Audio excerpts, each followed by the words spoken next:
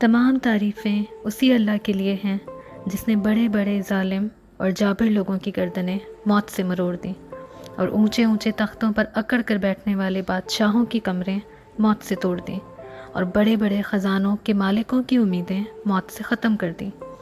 ये सब लोग ऐसे थे जो मौत के ज़िक्र से भी नफ़रत करते थे, लेकिन अल्लाह का जब वादा यानी मौत का वक्त आया तो उनको गड्ढे में डाल दिया और ऊंचे महलों से ज़मीन के नीचे पहुंचा दिया, बिजली की रोशनी से नरम बिस्तरों से कब्र के अंधेरे में पहुंचा दिया। ग़ुलामों और बांदियों से खेलने के बजाय ज़मीन के कीड़ों के हवाले हो गए और अच्छे अच्छे खाने और पीने में लुत्फ़ हासिल करने के बजाय खाक में लौटने लगे और दोस्तों की मजलिसों के बजाय तन्हाई की वहशत में गिरफ़्तार हो गए। तो क्या इन लोगों ने किसी मजबूत किले के ज़रिए मौत से अपनी हिफाजत कर ली? इससे बचने के लिए कोई दूसरा ज़रिया इख्तियार कर लिया? बस वो ज़ात पाक है जिसके कहर और गलबे में कोई दूसरा शरीक नहीं।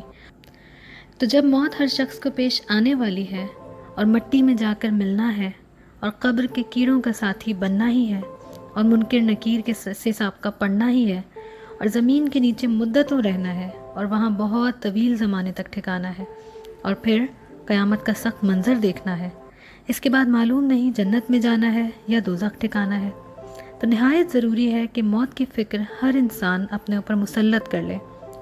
दुनिया की ज़िंदगी चाहे कितनी ही ज़्यादा हो जाए, बहरहाल ख़त्म होने वाली है और इसका मालो मता चाहे कितना ही ज़्यादा हो जाए, एक दिन छूटने वाला है।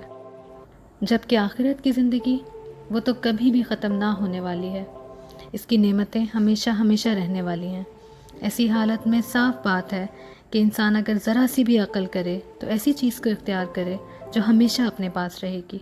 ऐसी चीज़ के पीछे पड़ना जो किसी तरह से भी अपने पास हमेशा नहीं रह सकती, बेवकूफ़ी की इंतहा है। मगर हम लोगों की अक़ल पर तो गफलत का पर्दा पड़ा हुआ है। अल्लाह ताला फरमाते हैं, ऐ ईमान वालों, तुमको तुम्हारे माल और तुम्हारी औलाद अल्लाह की याद से गाफिल ना कर दें, और जो ऐसा करेगा ऐसे ही लोग खसारे वाले हैं। और जो कुछ अल्लाह ताला ने तुमको दिया है उसमें से इससे पहले पहले ख़र्च कर लो कि तुम में से किसी की मौत का वक्त आ जाए और वो कहने लगे, ऐ मेरे रब, मुझको थोड़े दिन की मोहलत और क्यों ना दे दी कि मैं खैरात कर देता और नेक लोगों में हो जाता। अल्लाह ताला किसी शख्स को जब उसकी मौत का वक्त आ जाए हर किस मोहलत नहीं देते और अल्लाह ताला को तुम्हारे सब कामों की खबर है। मालो मता की मशगूली, अहलो अयाल की मशगूली ऐसी चीज़ें हैं जो अल्लाह जल्ले शानहू के अहकामात की तकमील में कोताही का सबब बनती हैं। ऐसा ना हो कि देखते आँखों अहलो अयाल, मालो मता सब कुछ छोड़कर चल दो, आज मोहलत है, जो चाहो कर लो।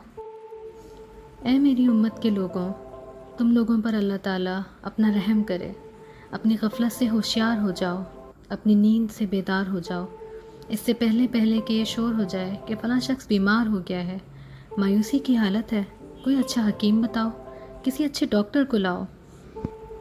फिर तुम्हारे लिए हकीम और डॉक्टर्स बार बार बुलाए जाएं और ज़िंदगी की कोई भी उम्मीद ना दिलाए।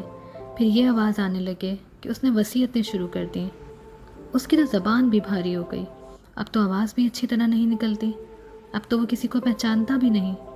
लंबे लंबे सांस भी आने लगे, कराह भी बढ़ गई, पलकें भी झुकने लगी। उस वक्त तुझे आखिरत के अहवाल महसूस होने लगे, लेकिन ज़बान तुतला गई, अब कोई बात भी नहीं कह सकता।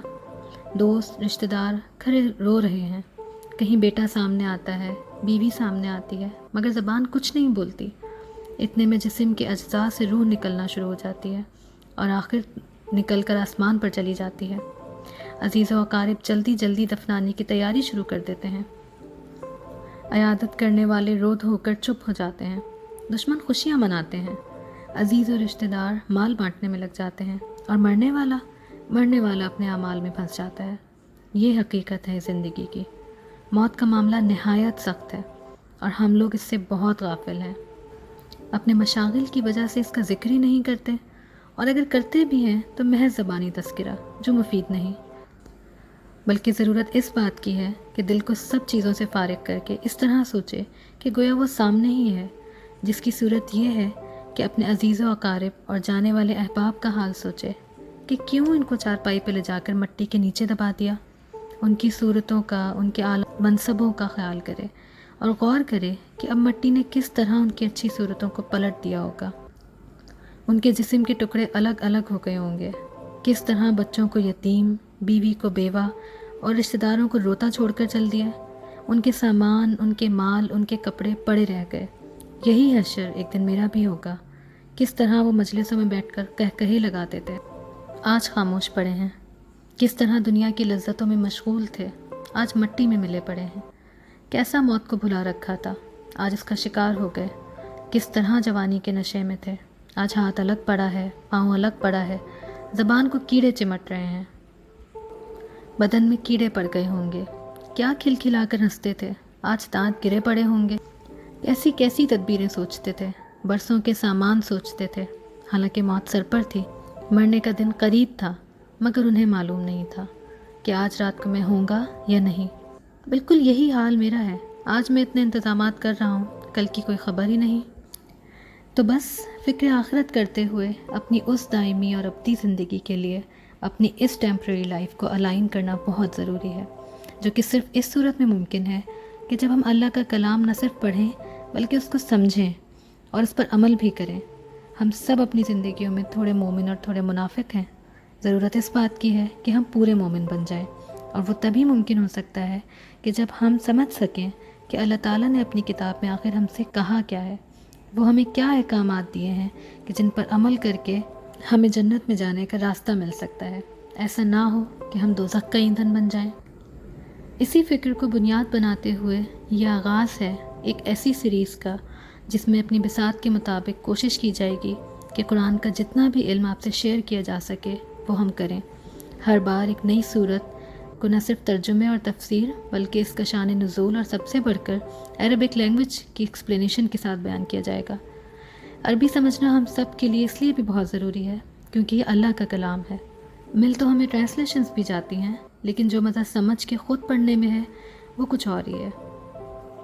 تو پھر آئیے ہم سب مل کر قرآن کو پڑھنے اور سمجھنے کی کوشش کرتے ہیں۔ اللہ ہم سب کے لیے آسانیاں پیدا کرے، آمین۔